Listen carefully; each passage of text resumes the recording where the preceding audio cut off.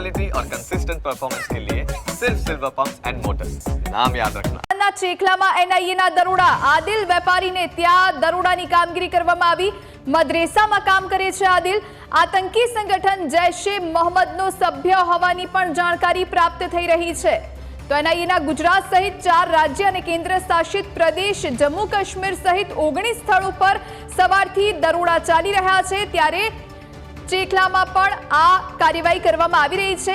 જે જાણકારી પ્રાપ્ત થઈ રહી છે તે અનુસાર આતંકી સંગઠન જૈશે મોહમ્મદ સાથે આ વ્યક્તિ સંકળાયેલો છે। સાણંદના ચેખલામાં એનઆઈએ પહોંચ્યું છે, દરોડાની કામગીરી કરવામાં આવી રહી છે। આદિલ વેપારીને ત્યાં દરોડા થઈ રહ્યા છે અને તપાસનો ધમધમાટ શરૂ કરવામાં આવ્યો છે। જે જાણકારી પ્રાપ્ત થઈ રહી છે તે અનુસાર મદ્રેસામાં આદિલ કામ કરે છે, તેની પૂછપરછ હાથ ધરવામાં આવશે અને ત્યારબાદ મોટા ખુલાસા પણ થઈ શકે છે। આતંકી સંગઠનનો સભ્ય હોવાની પણ જાણકારી પ્રાપ્ત થઈ રહી છે, જૈશે મોહમ્મદનો સભ્ય હોવાની જાણકારી। આપણી સાથે અમારા આઉટપુટ એડિટર જીગર લાઈવ જોડાયા છે। જીગર, સાણંદના ચેખલામાં એનઆઈએ પહોંચ્યું, દરોડાની કામગીરી કરી છે, આદિલ વેપારીના ત્યાં દરોડા પાડવામાં આવી રહ્યા છે, શું જાણકારી? જુહી, એક આખું ઓનલાઈન મોડ્યુલ હતું, એનું એ જ આધારે તપાસ કરવામાં આવી રહી છે, કારણ કે જેટલા પણ પુરાવા અત્યાર સુધીમાં મળ્યા છે અને આદિલની ભૂમિકા કયા પ્રકારની હતી, આખા ઓનલાઈન મોડ્યુલની એક વિગત સામે આવી રહી છે, કારણ કે આખા ઘટનાક્રમમાં જેમ જેમ અપડેટ મળી રહ્યું છે, કારણ કે આ સૌથી મોટા એનઆઈએના આ દરોડા છે ને એની અંદર જેટલા પણ પુરાવા અત્યાર સુધીમાં હાથ લાગ્યા છે એ ખૂબ જ મહત્વપૂર્ણ છે અને આ દિશામાં પણ તપાસ થઈ રહી છે। ચેખલા જે સાણંદ પાસેનું છે ત્યાંથી આ જે વ્યક્તિ છે આદિલ, એની ભૂમિકા સામે આવતા એની ટીમ અલગ અલગ જગ્યાએ તપાસ કરી રહી છે ને એમાં જે ચેખલા છે ત્યાં આ દરોડા પાડવામાં આવ્યા છે, છાપેમારી કરવામાં આવી છે ને એની અંદરથી જેટલા પણ પુરાવા મળશે ચોક્કસ ખૂબ જ મહત્વપૂર્ણ બની રહેશે। એનઆઈએના દરોડા હેઠળ વિવિધ સ્થળોએથી ડિજિટલ ઉપકરણો મળી આવ્યા છે, એટલે કે ડિજિટલ ઉપકરણોના આધારે જ આખું આ ઓનલાઈન જે મોડ્યુલ હતું એ કામ કરતું હતું ને ઓનલાઈન મોડ્યુલના આધારે જ આખી આદિલની ભૂમિકા કયા પ્રકારની હતી એ દિશામાં એનઆઈએ અત્યારે તપાસ કરી રહી છે। થોડીક જ વારમાં એ તસવીરો પણ જુહી આપણે ચેખલાથી બતાવીશું કે જ્યાં સહયોગી પહોંચશે અને વધુ વિગતો આખા કેસમાં આપશે। પણ અત્યાર સુધીના અપડેટ પ્રમાણે ડિજિટલ ઉપકરણો મળ્યા છે, દસ્તાવેજો, રોકડ રકમ અને શંકાસ્પદ સામગ્રી પણ આખા કેસમાં જપ્ત કરવામાં આવી છે। હજુ કેટલાક પુરાવા મળશે, હજુ કેટલીક ચોંકાવનારી વિગતો સામે આવશે ને ત્યારબાદ આખી હકીકત પરથી વધારે પડદો ઉઠશે। પણ આમાં જે કટ્ટરપંથી વિચારધારાને ફેલાવવાની આખી જે મોડસ ઓપરેન્ડી છે એ હેઠળ આ આખું મોડ્યુલ ચાલતું હતું, ઓનલાઈન આખું આ મોડ્યુલ હતું અને એ દિશામાં પણ અત્યારે તપાસ થશે। આદિલ કોના હેઠળ કામ કરતો હતો, કોના ઈશારે કામ કરતો હતો એ તો વિગતો સામે આવી, પણ આદિલને પીઠબળ કોનું હતું એ પણ અહીં સામે આવશે। એક બાદ એક ચોંકાવનારા ખુલાસા થશે, કારણ કે એનઆઈએ સતત આખા કેસમાં તપાસ કરી રહી છે અને તપાસના આધારે જ જેટલી પણ વિગતો મળશે ખૂબ જ મહત્વપૂર્ણ બની રહેશે। જોઈ બીજું કે આમાં એનઆઈએ વિવિધ સ્થળોએ મહત્વપૂર્ણ જે દસ્તાવેજો જપ્ત કર્યા છે, આતંકીઓના નેટવર્ક સાથે જોડાયેલા સંકેતો આપવા માટે મહત્વપૂર્ણ સાબિત થઈ શકે છે। એટલે કે આદિલ એ સાણંદના ચેખલાનો છે, આદિલની ભૂમિકા કયા પ્રકારની હતી એ તપાસ દરમિયાન એક બાદ એક ખુલાસો થશે, કારણ કે આદિલ જે છે એવું મનાઈ રહ્યું છે કે ઓનલાઈન આખું જે મોડ્યુલ હતું એમાં આદિલની ભૂમિકા ખૂબ મહત્વપૂર્ણ છે। હવે એનઆઈએ આદિલને એની પૂછપરછ કરશે એટલે વધુ વિગતો સામે આવશે। પણ આમાં સંભવિત નાણાકીય જે મદદરૂપ જે છે, સંભવિત જે મદદ કરતા હતા એ વિગતો સામે આવશે। રોકડ પ્રવાહના સ્ત્રોત કયા કયા હતા એ દિશામાં તપાસ કરવામાં આવશે। આ ઉપરાંત આતંકવાદ સામે આ મક્કમ વલણ છે, દરોડા સાબિત કરે છે કે એનઆઈએ દેશના સુરક્ષા ઇકોસિસ્ટમને મજબૂત કરવા માંગે છે અને આ જ ઇકોસિસ્ટમને જે લોકો આ રીતે, કારણ કે જૈશે મોહમ્મદ એક આખું જે મોડ્યુલ છે, આખું જે નેટવર્ક છે એના ઇશારે આદિલ કેટલા સમયથી આખા નેટવર્ક સાથે સંડોવાયેલો હતો, એની ભૂમિકા, એને આખા નેટવર્કમાં કોને જોડ્યો, આદિલ જે ઓનલાઈન મોડ્યુલની આપણે વાત કરી રહ્યા છીએ એમાં આદિલની ભૂમિકા કયા પ્રકારની હતી, એ તમામ વિગતો અત્યારે જેમ જેમ પૂછપરછ થશે તેમ તેમ ચોંકાવનારી વિગતો સામે આવશે। પણ જુહી, આ સૌથી મોટું અપડેટ જે આ ઉપરાંત આતંકી સંગઠન જૈશે મોહમ્મદ સાથે જોડાયેલા જે કટ્ટરપંથીઓ છે તેમની પણ પૂછપરછ થશે। દેશના 19 સ્થળોએ, 5 રાજ્યોના 19 સ્થળોએ આ દરોડા પાડવામાં આવ્યા છે। એમાં તમે જુઓ કે ઉત્તર પ્રદેશ છે, એમાં ગુજરાત છે, જમ્મુ કાશ્મીર, આસામ, મહારાષ્ટ્ર, પડોશી રાજ્ય મહારાષ્ટ્રમાં પણ આ જ પ્રકારની એક રેડ કરવામાં આવી છે। એનઆઈએની ટીમ અલગ અલગ રાજ્યોમાં 19 જગ્યાએ આ રેડ કરવામાં આવી છે અને એમાં સાણંદનું ચેખલા પણ છે, એ અહીં વિગતે મળી રહી છે. એટલે કે ચેખલામાં પણ અત્યારે પૂછપરછ જે આદિલ છે તેની થશે. એનઆઈની ટીમ છેલ્લા 3-4 દિવસથી આ જ રીતે એક્ટિવ થઈને અલગ અલગ દિશામાં તપાસ કરી રહી છે. અને જેવી આ માહિતી મળી કે આદિલ પણ આખા આ જૈશ એ મોહમ્મદના નેટવર્કમાં સંડોવાયેલો છે, એની ભૂમિકા છે, એના આધારે આખી આ હકીકતો અત્યારે સામે આવી રહી છે.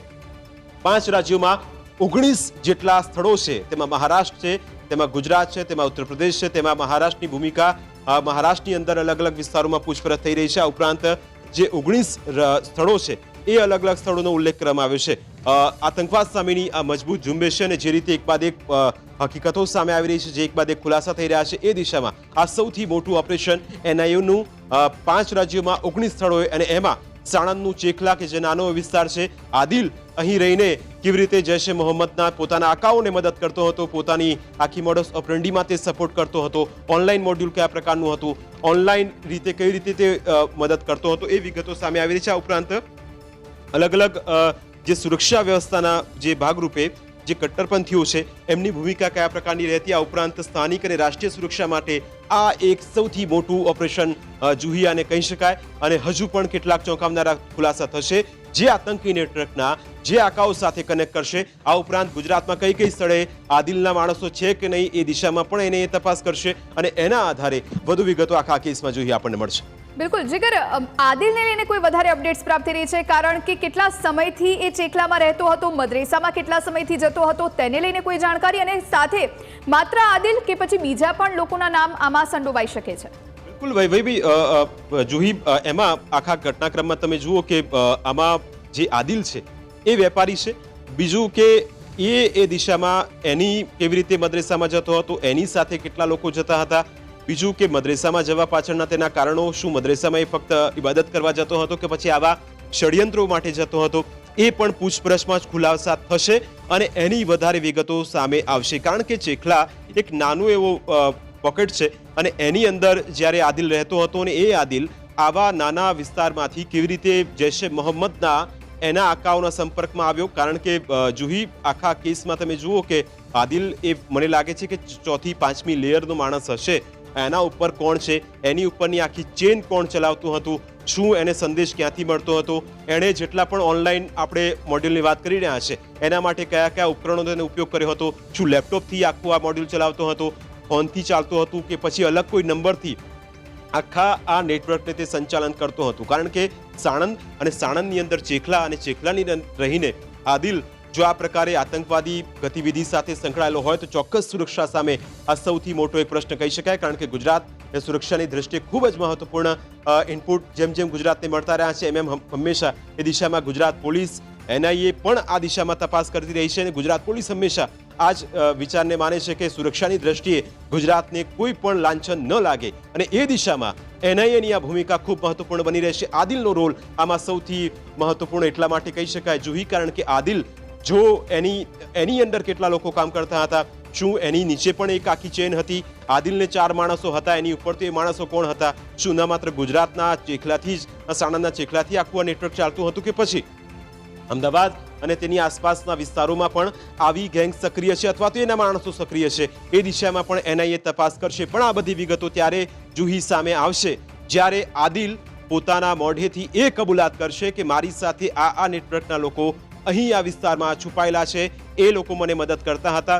બીજું કે આદિલ અહીંથી સંદેશો કોને પહોંચાડતો હતો, એ પણ ખૂબ મહત્વપૂર્ણ બાબત છે. કારણ કે આદિલના જ કારણે આદિલ એ સકંજામાં આવ્યો છે. આદિલથી જ હવે આખી આ કડી ગુજરાતમાં, મહારાષ્ટ્રમાં, ઉત્તર પ્રદેશમાં કે પછી જમ્મુ કાશ્મીરમાં એના માણસો ત્યાં સક્રિય છે. શું એ ગેંગ સાથે આદિલ એની સંપર્કમાં રહેતો હતો, શું પોતાના આકાઓને જમ્મુ કાશ્મીરમાં તે મેસેજ પહોંચાડતો હતો કે ગુજરાતની માહિતી અહીં પહોંચાડતો હતો? તમામ વિગતો ત્યારે સામે આવશે જુહી જ્યારે આદિલની પૂછપરછમાં આ તમામ ચોંકાવનારા ખુલાસા થશે. બીજું કે આખા કેસમાં તમે જુઓ કે છેલ્લા કેટલાય સમયથી એનઆઈએ આખા ઘટનાક્રમને રડારમાં રાખીને બેઠી હતી. એક ક્લુ મળ્યું અને તરત જ એનઆઈની ટીમ સક્રિય થઈ અને 5 રાજ્યોમાં 19 સ્થળોએ આ દરોડા પાડવામાં આવ્યા છે. 19 સ્થળો સતત ચેકિંગ થઈ રહ્યું છે અને જે શંકાસ્પદ ભૂમિકા ધરાવતા જેટલા પણ માણસો હશે તેમને પકડી પાડીને પૂછપરછ કરવામાં આવશે, તેમને તપાસના દાયરામાં લાવવામાં આવશે.